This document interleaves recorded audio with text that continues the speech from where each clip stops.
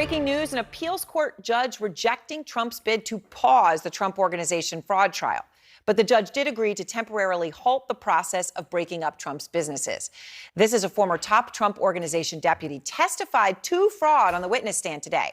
Jeff McConney is his name. He's the former controller and a co-defendant, testifying that he significantly inflated the valuation of Trump properties and that he did so, and what we heard today, at the direction of Eric Trump, Trump's son. According to McConney, he was told by Eric to include the value of 7 homes when valuing a development called Seven Springs, even though those homes were not even built.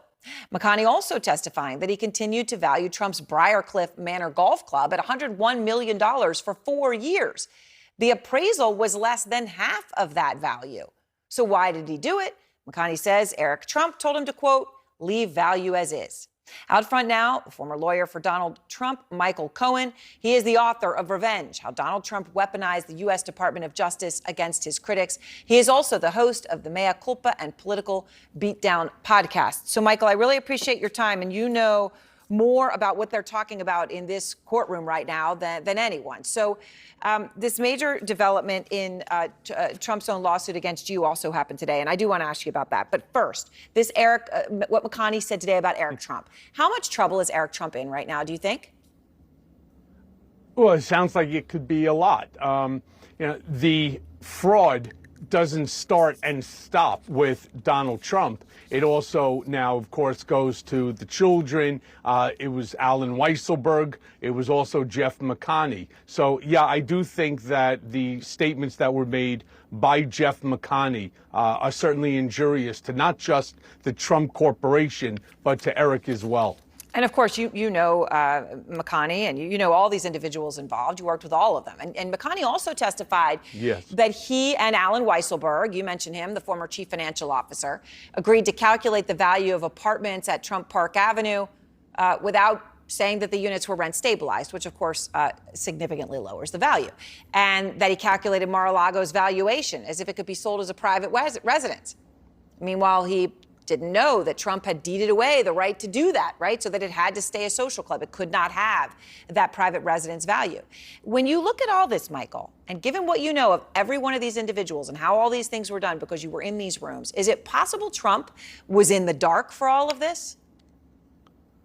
No, and I think that McConney also made a statement to the extent that Donald Trump had the ultimate sign-off on the documents. I also believe that Donald Bender from Meiselas stated the same exact thing.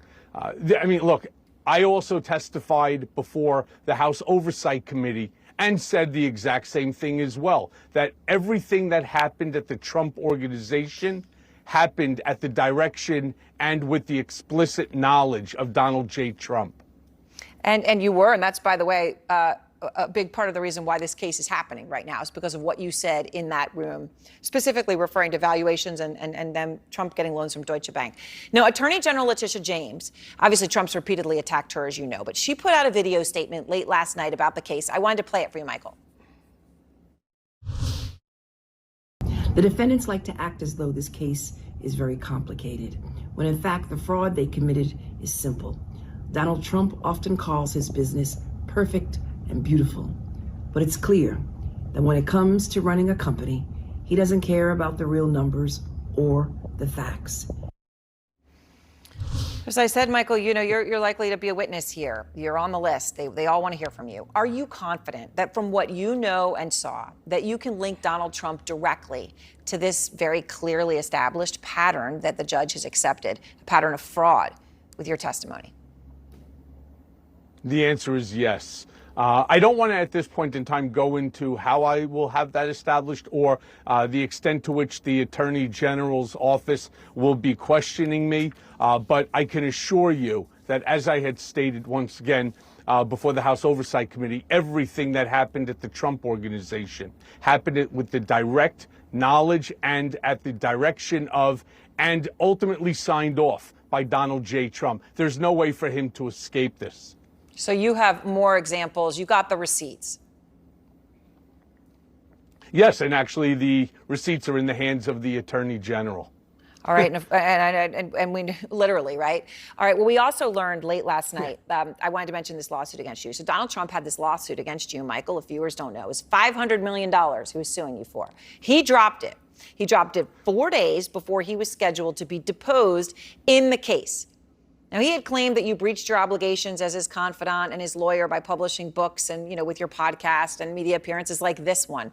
But again, 4 days before his deposition, he drops his $500 million lawsuit against you. Why do you think he did that? Well, he certainly demonstrated that he didn't want to be deposed by Danya Perry, my attorney, or her team. He certainly was concerned that some of the information that he may have to testify to, because there was an expansive testimony, that it could ultimately implicate him in crimes, and that he then earlier needed Chris Kise to prevent him from implicating himself and being able to then assert the Fifth Amendment. This is the craziest scenario. Everybody acknowledges that it was retaliatory for my participation with the Manhattan District Attorney case. It was done to harass me. It was done to financially harm me. And ultimately, what we did is we decided that we were going to accept the complaint and we were going to press him for his deposition.